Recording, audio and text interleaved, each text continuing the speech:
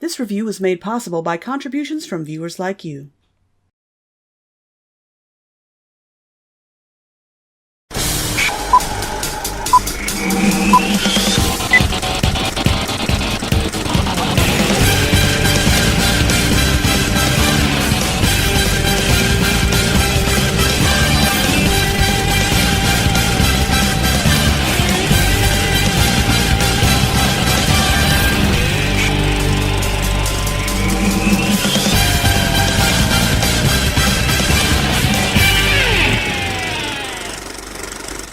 Hey guys, it certainly has been a rough couple of weeks, hasn't it? I mean, first there was the cynical commercial cash grab of the Emoji Movie, then some weird, bizarre PSA about not polluting the air, maybe, with Kiara the Brave. But I think it's time to kick back with something really special. Let's take a look at Mune, Guardian of the Moon. Today's movie comes from France, and I don't think it's really found its audience abroad just yet, which is really a shame because this animation is gorgeous. It looks like someone's college portfolio brought to life.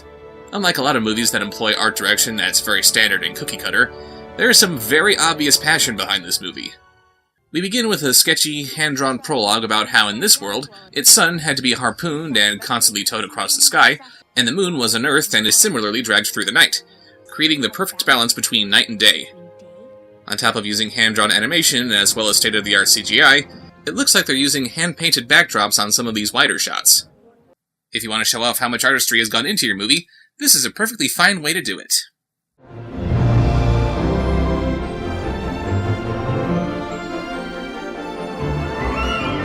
That is not.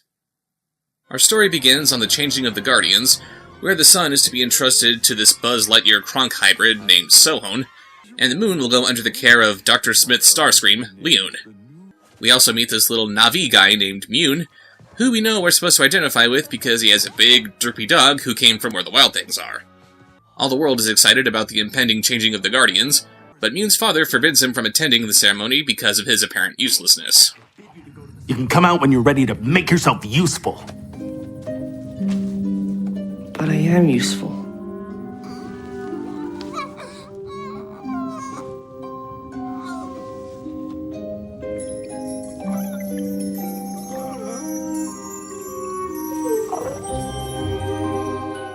Oh yes, I can totally see how the ability to soothe bad dreams into good dreams would be completely useless to night people. Also attending the ceremony is Glim, a girl made of wax who has to be very careful about how much exposure she has to sunlight, or else she'll melt. Conversely, it would appear that these candle people freeze every single night. This evolutionary drawback has forced her to learn exactly where she can or can't walk, and where she can get the most sunlight in the morning to revive her as fast as possible. You see? If you want to make an intelligent and capable female protagonist, this is a good way of doing it. You need a little bit more than just defeminizing her and making her cry patriarchy. So the ceremony begins, starting with the current Guardian of the Sun naming his successor. Thank you, thank you, thank you, thank you, thank you. Now, thank you, my dear Crack. You have the sweetest heart of stone.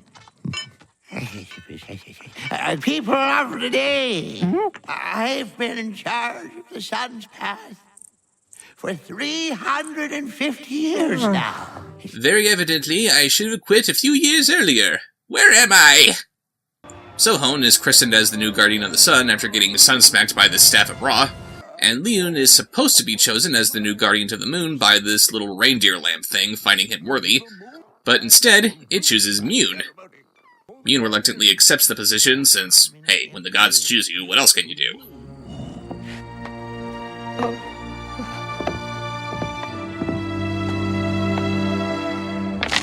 You double-crossed Leon, you little blue rat. But I never wanted this. The big one is as arrogant as you were. The small one is as naive as you were. It was an honor to serve as Guardian with you. Come here, old chap. I gotta gush about the art direction again.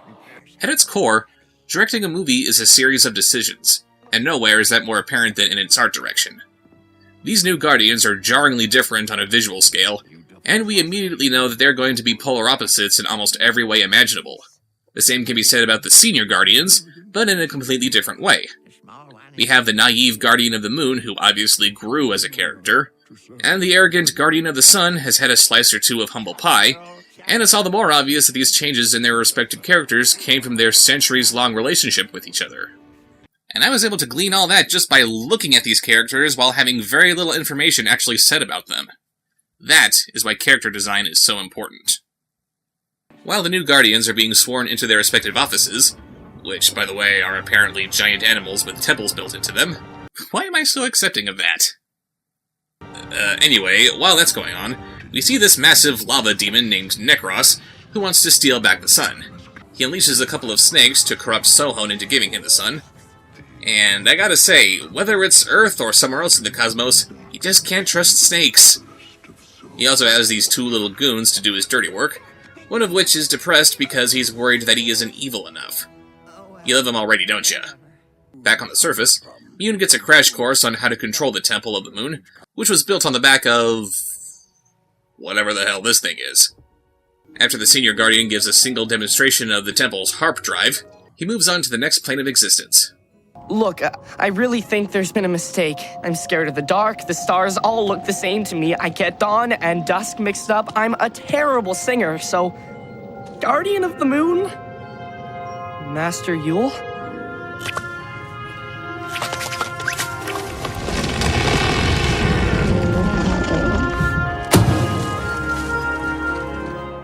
I'm starting to question the merits of a lamb-based electoral system.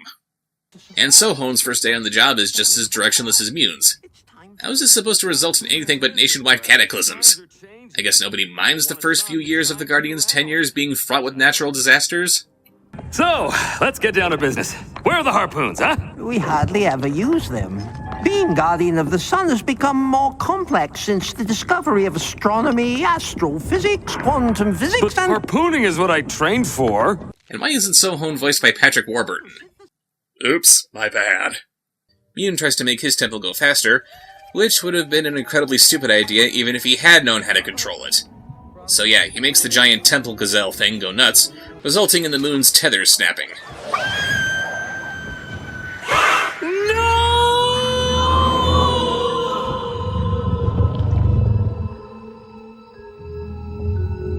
Oh, man. That little fuzzball is messing up my first day on the job. I've come to pay my respects to an old friend. You have my congratulations. I'm so evil that even in a world where there is no England, I still have an English accent. No, Leon isn't actually evil. He was just corrupted by those snake things from earlier, and now he's trying to get the moon back for himself. Oh, that is so not cool. Leon convinces Sohon to get Mune back on track, which does have to happen. I mean, the planet does need to get back to its regular day and night cycles before it freezes and burns. Mune, meanwhile, manages to lasso the moon with one of these little floofy spider things. I'm tempted to question why he's able to do this with one strand of webbing, while several weren't enough to hold the moon for long, but the old webbing was centuries old, the temple was jerking around violently instead of being on its usual course, so I'm letting this slide. While Sohon is off to get Mune back on track, Necros' little demon lackeys try to steal the sun. it's just, I love nature, you know? I'm sorry, but I love that little guy. I just want to give him a big hug and say, "No, it's okay, you're a bad guy, I promise!" Glim has been watching all this as it's been going down, but when the little demon guys make off with the sun, she decides to run out to help the Guardians. By the time she reaches them, it's too late. The sun has been taken to the underworld. Well, at least now we don't have to worry about sunburn. I don't want to die, Mike. Let's set a few things straight. Here, you're the real Guardian. Mune, you're just not up to it. Sohon goes off to get the sun back, and Glim is along for the journey since she's the only one to have actually learned anything about the sun. You're warm. And if you get too far away, I'll freeze. Listen, sweetheart. You're not gonna leave me here, all alone, in the dark, in the forest, unprotected? Blink, blink, blink, blinkety, blink, blink, blink. Sadly, their time together is just as awkward and embarrassing as you'd expect. Hey, by the way, are you from night or day? I'm mixed. I'm from dawn and dusk. Do you have a problem with that? You're not prejudiced, are you? What? No, of course not. I mean, it's just that night guys, they're different. That's racist. They bump into Mune, who, as it turns out, has been exiled from his tribe for his blunder, and he helps lead them to the underworld. It would seem that the only way to get into the underworld is through this lagoon, but Glim is afraid of freezing and breaking if she goes down there. Bad news, honey. We're not living in a fairy tale. We're just a molten glass man and a blue cat chipmunk thing and a living candle who's trying to save the sun that's been plucked out of the sky and taken to the underworld. You know, real life. So they dive in, and when it looks like they're about to meet their watery doom, they meet this guy. The lightning monster! He's gonna rip us apart! Swim for your life, Mune! Who are you calling monster, snotface? Hey! I'm the guardian of the sun! Show some respect. And I'm forceful! No, you're not. You're the little Cajun firefly from The Princess and the Frog. Actually, he's another former guardian of the moon, who I guess did not turn into a piece of magic broccoli. So tell me, why try to take the sun back? To impress the ladies? No! To maintain cosmic balance and keep the world from being destroyed. Stop thinking with your hot steamy bits and get your head in the game. Phospho leads them to the underworld while telling them Necros' origin story. It would appear that he was once the guardian of the sun, but he was corrupted into wanting to keep the sun for himself, thanks to those snake demons. Seriously, why does the universe hate snakes? I mean, okay, fine, we have one who is infamous for kickstarting the fall of man, but do all snakes have to suffer just because of one bad egg? Thankfully, that little rock lizard guy from before was able to bitch slap his ass and save the sun. Back at the present, apparently Liyun has as little idea of how to guard the moon as Mune, and under his care, it quickly disintegrates, causing the temple to run amok.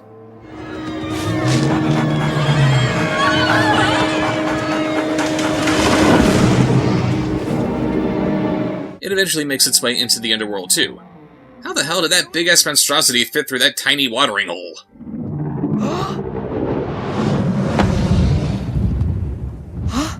Garoon! I am Groon. And hooray! The temple didn't step on Mune's dog. That was just pointlessly cruel. Mune manages to get the temple under control, and taking a cue from the original Guardian of the Moon, who went deep into the dream world and brought forth the moon from the depths of the earth, Mune goes into dream world himself, where everything's in trippy 2D again. He's confronted by an army of nightmares for some reason, and he quickly discovers that he can just blow them up. I've got powers. Now I'm gonna show these ugly monsters who the real master of dreams is. Enough with the nightmares! Let's have some dreams! Sorry, small misunderstood creatures, you don't get to live! Seriously, as harmless and non-combative as Mune has been this whole time, I'd have thought he would just turn these nightmares into good dreams. Am I crazy here? No, you aren't. Him blowing these things up is just wrong. Mune proceeds to chisel out a new moon. Then once he and Glim get back into the real world, he pilots the temple to go help Sohon get the sun.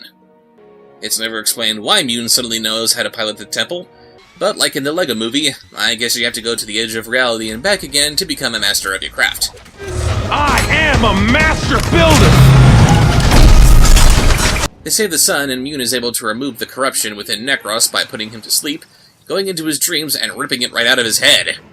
And with that, Mune has put out the fires of the underworld, the sun is back in the sky where it belongs, the new moon is able to light the night sky, and balance is once again restored to the world. So that was Mune, Guardian of the Moon, and you really need to see it for yourselves. It is so refreshing seeing a movie like this after the soulless, uninspired hack job that was the Emoji Movie, and the garbled mess of Kiara the Brave. This is easily one of the strangest movies that I've ever seen, but its strangeness is complemented with beautiful animation, a surreal, dreamlike atmosphere that just lets you accept everything as if it's perfectly normal, a fun cast of characters who you enjoy following through the film. It's overall just a very satisfying movie. It also preaches the very valuable lesson that anyone, no matter how unlikely, can be capable of greatness. Now, if you excuse me, Sorry. I'm gonna go off to have some more sweet dreams the conventional way, because it's not very likely I'm gonna find another one like this anytime soon. See you later.